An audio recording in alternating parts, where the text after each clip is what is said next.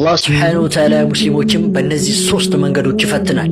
እነዚህ ሶስት ነገሮች ካወቅ ዱንያ ምን ማለት እንደሆነች ትረዳለህ። ሙስሊሞች ከሆናችሁ ይህን ቪዲዮ በደንብ ሼር፣ ኮፒ ሊንክ፣ ዱዊት፣ ሪፖስት በማድረግ ለምትወዱት ሰው ሼር አድርጎ መልቂያማ አጅሩን አብረን እንካፈላለን። የመጀመሪያው ፈተና አላህ የምትፈልገውን ነገር በሙሉ ይሰጥህና በምስጋና ይፈትናል።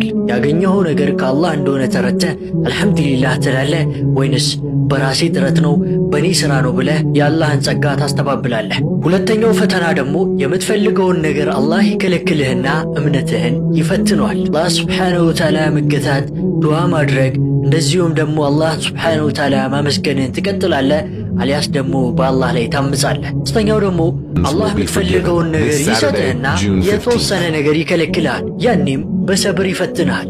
አላህ ሱብሓነሁ ወተዓላ እያመሰገንክ አልሐምዱሊላህ ይህ የኔ ቀድር ነው፣ አላህ የጻፈው ነገር መቼም ቢሆን ይመጣል፣ አላህ የጻፈው ነገር ለእኔ መቼም አይቀርም ብለህ በሰብር ትጠብቃለህ? ወይንስ ደግሞ አላህ ሱብሓነሁ ወተዓላ በማማረር የእሱን ጸጋ ታስተባብላለህ፣ አላህን ታምጻለህ? ዱንያ ማለት የፈተና ሀገር ነች። ችግሮች በሙሉ ሲደርሱብህ ሊፈትኑ ነው። ጥሩም ነገር ሲሰጥህ ሊፈትንህ ነው።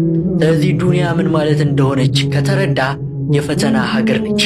ደስታውም ተድላውም ጭንቀቱም ሐዘኑም ሁሉ ፈተና ነው። ስለዚህ እነዚህ ነገሮች በሙሉ ፈተና እንደሆነ ተረድታችሁ በኢማን ላይ በኢባዳ ላይ በዲነል ኢስላም ላይ ትቆያላችሁ ወይንስ የአላህን ጸጋ አስተባብላችሁ አላህ ላይ ትክዳላችሁ? አላህ ሱብሓነሁ ወተዓላ ሁላችን በቀጥተኛው መንገድ ይምራን፣ ለዚሁም ወንጀላችን ይማረን። ይህም ቪዲዮ ግን ሙስሊም ለሆኑት በሙሉ ሼር አድርጎ ራሳችሁ ጋር እንዳታስቀሩ።